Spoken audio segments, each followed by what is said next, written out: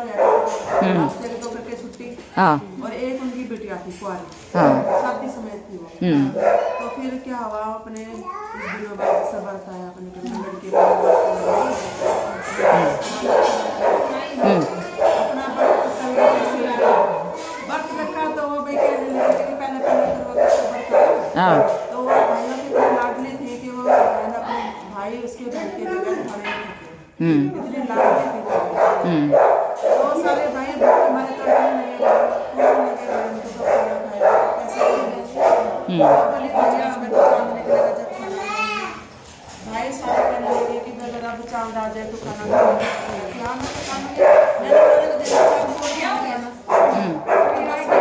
भाइयों ने साथ के साथ आपस में सलाह करने भाई कुछ ऐसा किया जाए जो बहन को चांद दिखाए ना भी खाना खाए।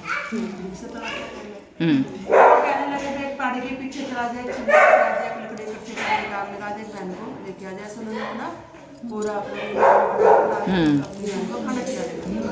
अब उन्होंने एक अपना पहाड़ी के पीछे खड़ा हो गया और एक लकड़ी इकट्ठी कर लाया, एक में चटनी ले आया, एक नाक लगाई में चांद आ जाओ आ जाओ।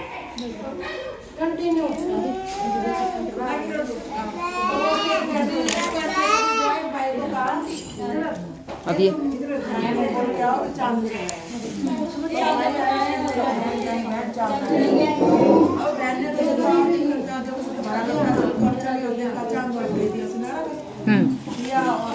खाना बना रही थी और सारे भाई खाना खाने के लिए और उसको भी खाना परोस दिया, भाई को भी खाना परोसा। तो जैसे ही वो खाने लगी, पहला टुकड़ा तोड़ा उसने, बाल आ गया, दूसरा तोड़ा तो मक्खी आ गई, तीसरा तो राजा के घर से बुलावा आ गया।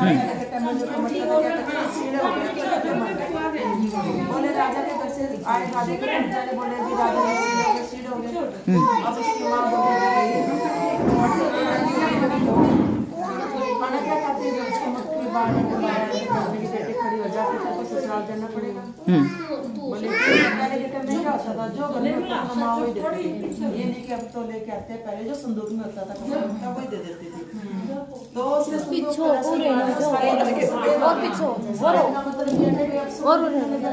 ये अब जो भी था जैसा भी था उसके कपड़े जो भी सके तो अपने बेटे को बांध दिए। टाइम में चला मिट्टी को पहले टके चलते थे, टके तो उसकी माँ ने कहा ले बेटी से टका ले, जो भी है सबके पैर देती जाइए, आशीर्वाद लियो, ये टका देती चली जाएगी।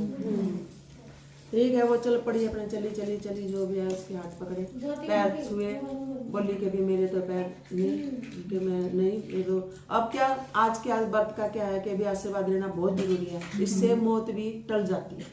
तो वो जैसे निकली बाहर आए, कहने लगी कि भी मेरे पैर छोड़वा, मतलब बहनें आई आपस में करवा।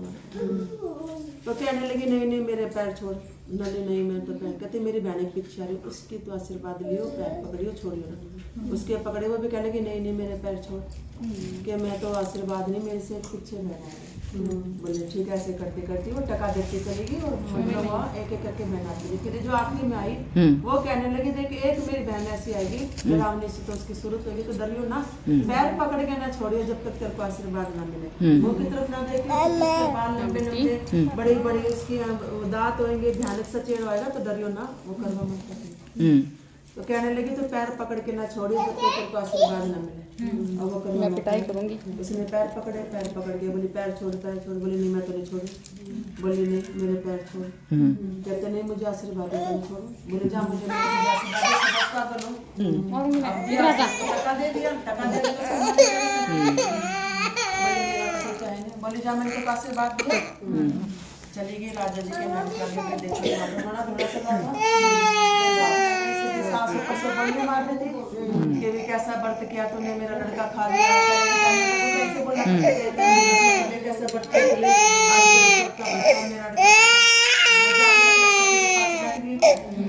किया बैठी पानी गंदी बैठी रही पूरा 1 साल फिर करने का बैठा, फिर उसने व्रत रखा वहाँ बैठी रही।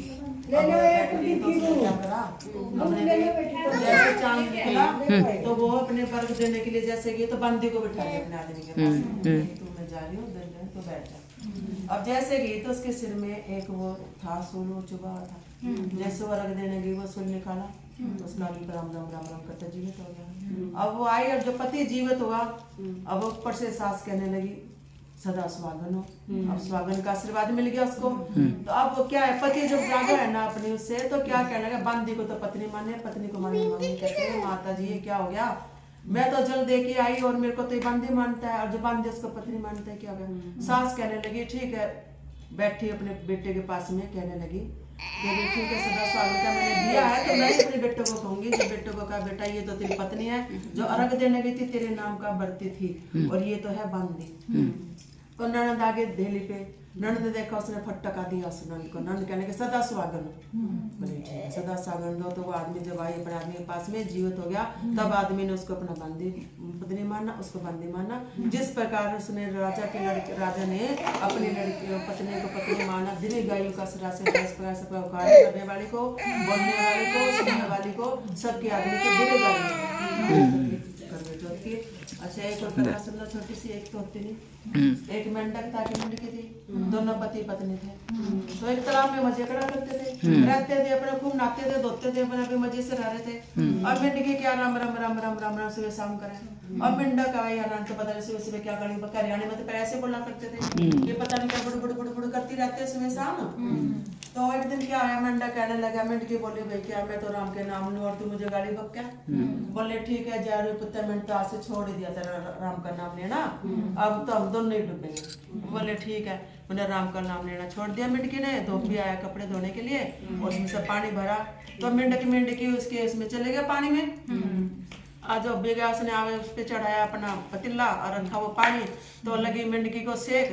तो वो कहने लगा, मेंढक बोला मेंढकी ले ले राम के नाम, कहते मैं तो न लेती, जब ले होती जब तो तुम मुझे गाली बकते थे सवेरे शाम है, अब मैं नहीं लेता राम का नाम ले ले। कहते ले ले मेंढकी कोई ना, बोला मैं तो नहीं लेती। बोले जा मैंने तेरे को देखा तो सच्चे मन से नाम जपेगी तो आज हम बच जाएंगे, ना तो हम दोनों मरेंगे।